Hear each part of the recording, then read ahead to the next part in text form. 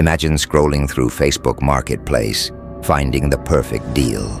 But when you show up to get your item, it leads you to an abandoned house with no way out. The city of Lagos buzzed with its usual energy. Streets were bustling with vendors, vehicles honking, and commuters making their way through the crowded lanes. But beneath this everyday rhythm, a dark secret had begun to plague the city. In the span of just over a month, 30 people had mysteriously vanished. They disappeared without a trace, leaving no clues for their loved ones or the police to follow. And at the center of it all was a man named David. It all started with him. 47 years old, unmarried, no children. To anyone who saw him, he was just another man in the crowd. A humble vendor on Facebook Marketplace, selling everything from clothes to electronics. His reviews were stellar. Buyers praised him for his honesty, fast delivery, and perfect products. But David had a secret, a dark, horrifying secret. He lured people in with great deals, but when they arrived at the address he provided, it wasn't the shop they expected. Instead, it was an abandoned, run-down house, hidden behind overgrown shrubs and trees. Once his victim stepped inside, it was over. The house had a basement where David kept his captives chained, starving and unkempt, waiting to sell them to buyers who bought people for their own evil purposes. His Facebook Marketplace was a front, a honey trap designed to fool unsuspecting buyers into a hellish fate. Take Fatima, for example.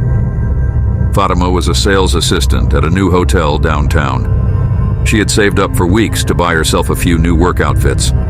One day, while scrolling through Facebook Marketplace, she saw David's ad. New designer clothes, cheap prices, limited stock. Fatima messaged David, eager to make the purchase. "Hello, I'd like to buy the black and white suit. Is it still available?" She wrote, "Yes, it is. You can come and pick it up tomorrow afternoon.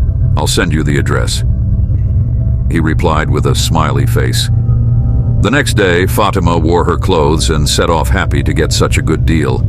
She followed the directions he had given her, but when she arrived, something felt off. The house was old, abandoned looking. The windows were cracked, the yard overgrown with weeds. But he had reassured her over the phone that the location was correct. So she knocked on the door. The door creaked open slowly. That was the last time anyone saw Fatima. Days passed, and her friends and family started to worry. She hadn't shown up for work. Her phone was off. It was as if she had vanished. But Fatima wasn't the only one.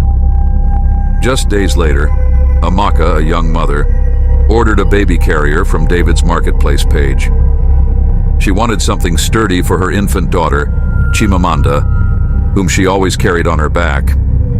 When Amaka arrived at the address he provided, the house appeared dilapidated, but she brushed off her concerns, assuming it was just a warehouse. The door creaked open as she knocked, and a heavy hand grabbed her from behind. Chimamanda cried as both mother and child were dragged into the house, bound, and thrown into the dark, foul-smelling basement. Amaka screamed for help, but no one was around. Chimamanda's cries echoed through the cold walls, but no one came. Amaka's final Facebook message read, "Thank you, I'm here." Weeks passed, and more people disappeared. A man coming back from his office job, a young student looking to buy a phone, and even a school teacher. All had fallen for David's perfect Facebook deals, lured in by the promise of cheap prices. None of them returned. In the city, the streets began buzzing with fear. Families mourned their missing loved ones, and news reports started speculating. Could it be kidnappings? Could it be trafficking? No one knew. But David knew. He had successfully kidnapped over 30 people, trapping them inside his hidden prison beneath that abandoned house. He kept them in chains, unfed, and in the dark. The victims were weak, hungry, and desperate, their spirits breaking with each passing day. David made them write fake reviews on Facebook, praising his store, giving 5-star ratings to every deal. This kept new buyers coming, always falling into his sinister trap. The city was oblivious to the horror that lay within his store. Zainab, a high school senior, was looking forward to her graduation. She had saved up to buy the perfect graduation outfit and had finally found it on Facebook Marketplace. She borrowed her mother's phone to make the purchase since she didn't have an Android phone of her own. The seller, David, seemed reliable. His reviews were excellent, and his prices were fair. On the day she was to collect her dress, Zainab left school excitedly and headed to the address. The moment she stepped inside the abandoned house, she knew something was wrong. But it was too late. David grabbed her, pulling her into the darkness, chaining her alongside the others in the basement. The smell of urine and sweat was overwhelming. Zainab saw other captives, starving, sick, and terrified. A young mother and her crying child, a man in a suit who looked like he had just returned from the office, and others who had lost hope.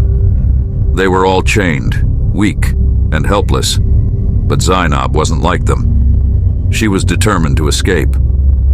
Zainab quickly became the voice of hope in the basement. She spoke to the other captives, quietly urging them to keep fighting.